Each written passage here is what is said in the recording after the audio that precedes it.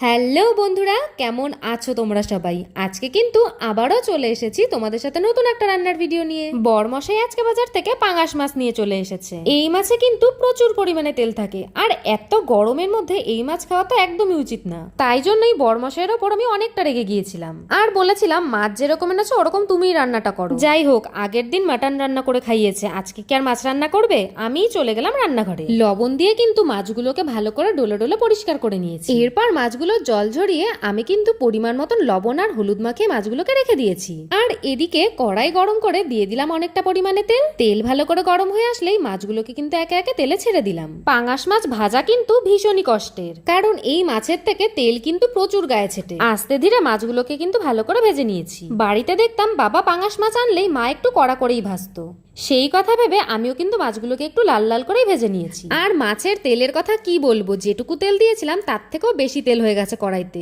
মাছের থেকে প্রচুর পরিমাণে তেল বেরিয়েছে। এই দেখো, সমস্ত মাছের পিসগুলো কিন্তু ভালো করে ভাজা হয়ে গেছে।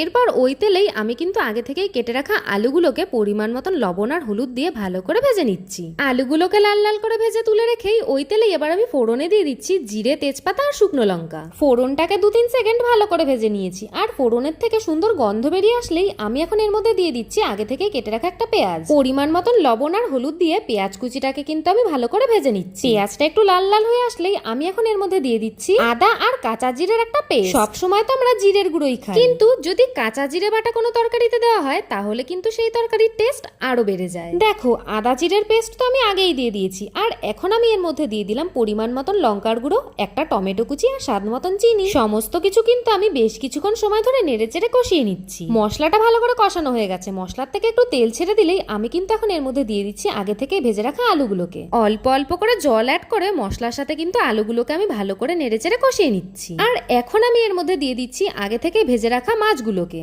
এবার তো মশলার সাথেও মাছগুলোকে ভালো করে কষিয়ে নেবো আমি। চলো, পাঙাশ মাছের ঝোল হতে হতে আমি তোমাদের কিছু সুন্দর সুন্দর কমেন্ট পড়ে নিই। মৌসুমী ঘোষ দিদিভাই আমাকে কমেন্ট করেছে যে বোন, তোমাকে কবে থেকে বলছি আমার নামটা নেওয়ার জন্য, তুমি তো আমার নামটা নিচ্ছই না, আমি কিন্তু তোমার উপর খুব রাগ করছি। এই তো দিদিভাই, আমি তোমার নামটা নিয়ে নিলাম। চন্দনা দিদিভাই আমাকে বলছে তোমার রান্নার ভিডিওগুলো খুব ভালো লাগে বোন, কোনো একটা ভিডিওতে পারলে তুমি আমার নামটা নিয়ে নিও। এই তো দিদিভাই, আমি তোমার নামটা নিয়ে নিলাম। মিষ্টু রায় দিদিভাই আমাকে বলছে খুব সুন্দর হয় বুনু তোমার রান্নাগুলো, আর তোমাকে আমার অনেক ভালো লাগে। থ্যাংক ইউ দিদিভাই। সুপ্রিয়া দাস দিদিভাই বলছে আমার খুব ভালো লাগে বোন তোমার ভিডিও দেখতে, তুমি কিন্তু আমার নামটা একবার নিও। এই তো দিদিভাই, আমি তোমার নামটা নিয়ে নিলাম। যেই সকল দিদিভাইরা আমার উপর রাগ করো আমি তোমাদের নাম নিতে পারি না দেখে, আমি কিন্তু তোমাদের প্রত্যেকের নাম প্রত্যেকটা ভিডিওতে নেওয়ার চেষ্টা করি। সবার নাম তো একসাথে নেওয়া সম্ভব হয়ে ওঠে না, তাই তোমরা প্লিজ আমার উপরে কেউ রাগ করো না। এই দেখো, পাঙাশ মাছের ঝোল কিন্তু আমার একদম রেডি। যদিও এই গরমে এত তেলযুক্ত মাছ সবাই খুব একটা খায় না, তাও